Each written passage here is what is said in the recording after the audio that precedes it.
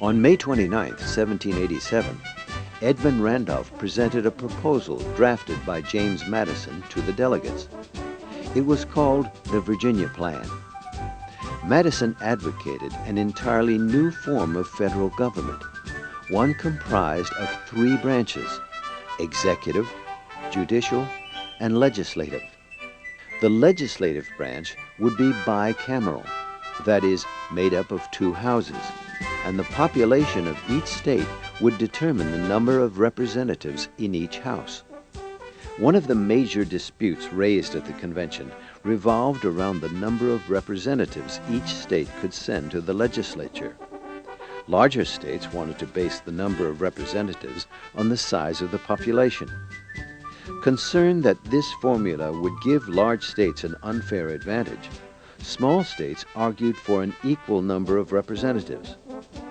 A remedy for this disagreement was found in what became known as the Great Compromise. The Great Compromise, the compromise between big states and small states, which results in a bicameral legislature, which allows the upper house to be formed by an equal number of representatives from each state, and the lower house based on population. That compromise is written primarily by Edmund Randolph. In July 1787, the convention chose a committee to draft a final version of the Constitution. Then, in September 1787, after wrangling over other issues like tariffs and terms of office for the President and members of Congress, the committee presented the final draft to the other delegates. The convention was now over.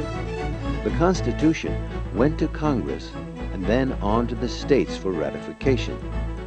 9 of the 13 states had to agree to the new Constitution in order for it to go into effect. But not all Americans approved of the new form of government.